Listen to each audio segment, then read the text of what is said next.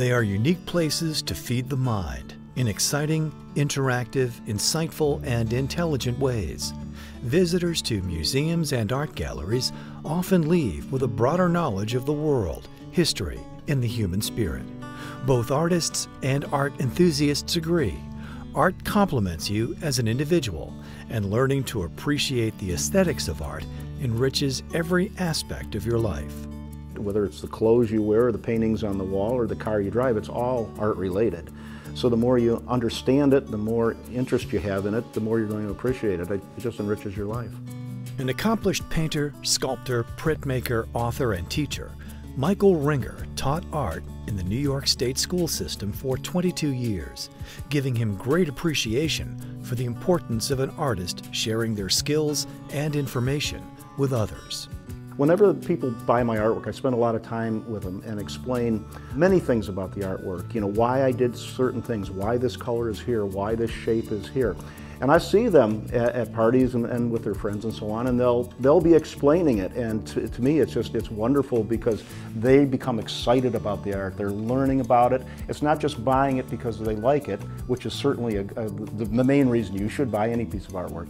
But also they develop a greater appreciation for it, and they can share that appreciation with their friends. Michael owns and operates Michael Ringer Galleries. His main gallery, here in picturesque Alexandria Bay, New York, sits near his home and the two subjects he loves the most, northern New York's Adirondack Mountains and the St. Lawrence River. My goal has always been to create as fine a work as I possibly can. Whether it is in a mechanical sense, that is how it's actually produced so that I know that it has longevity, or how the image looks, whether it balances, whether it has the right light, whether it has the right composition. And then produce those pieces of artwork to hopefully enrich somebody's home or their collection and their life. My art is about the things that I see, the things that I do. I don't paint things that I don't know. I paint the things that I have experienced. All artists are influenced by artists of the past, and it's an undeniable fact. I had certainly my favorites from the time I was a very young man right through now, and you're constantly gaining. You look at their artwork, you try and understand what it is that they're doing, why their artwork is great artwork, and then you try and emulate it in some way. Art complements you as an individual. The knowledge of art at different levels gives a person added perspective and directly affects how one views every aspect of their life. I began collecting art at a very young age. There was always art around my home. My father and mother loved collecting art, and as I saw their interest in art, so grew mine. Some of my favorite Michael Ringers were some of the paintings that my parents actually had in our home. It's really enriched my life, as a matter of fact, having a lot of this art, because I will be in my living room with some friends and they'll point at a painting and say, "Is that somewhere near here?" And I can give them a story about that actual piece of art, something that happened in my life where I've connected to that piece of art. What initially drew me to the art of Michael Ringer was just his style and the way he takes a subject matter and puts it in a place that really means a lot to me. When I see his art, I really see experiences that I had in the Thousand Islands in the St. Lawrence River. And I've always had a love for his art. He has one particular painting where people are jumping off a cliff at Stoughton Island, and all through my life, my brothers and sisters, my children, aunts and uncles of mine have jumped off the Stoughton Island cliffs into the St. Lawrence River. So when I first saw that, I said, hey, I want that print, I want that painting to remind me of a place that means so much to me. I've always got to consider myself the Forrest Gump of the art world. I've just never been bright enough to figure out that I couldn't do it. I remember when I first did my first bronze back down in 1987, I was really afraid of the medium. And everybody that I talked to said, don't do that, it's expensive, blah, blah, blah. Well, I've done 16 bronzes now and I've cast over 500.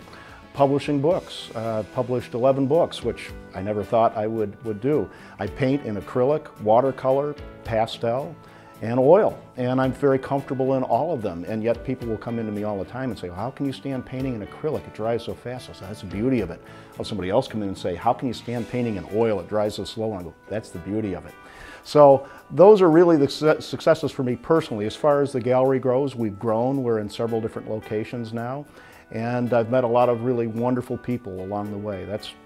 I'd say of all the successes, that's probably the best, the great people that I've met because of my artwork.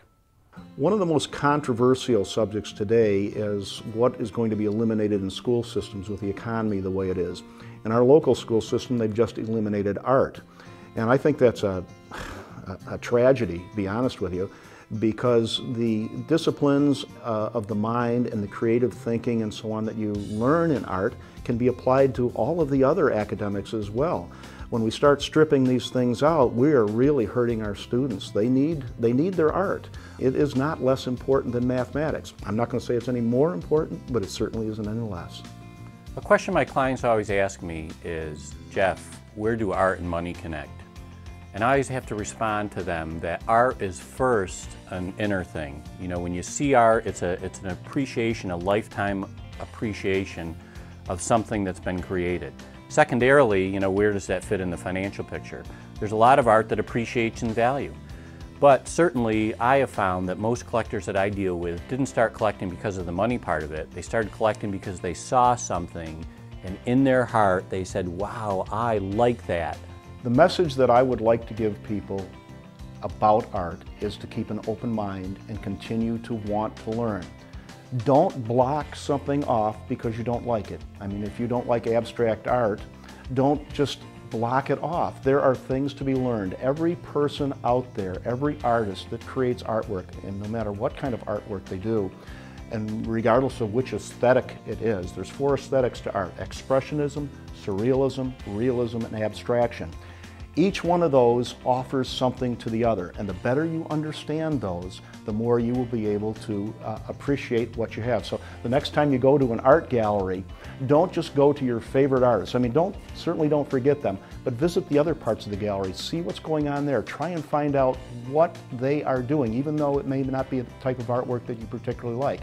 Try and develop an appreciation for it, because I guarantee you the appreciation for the artwork you do like will become that much greater for it. Learning the aesthetics and appreciation of art enriches your life and the lives of the people around you. For an unforgettable experience, make your plans to visit this must-see destination, Michael Ringer Galleries. For more information, go to michaelringer.com or call the number on your screen.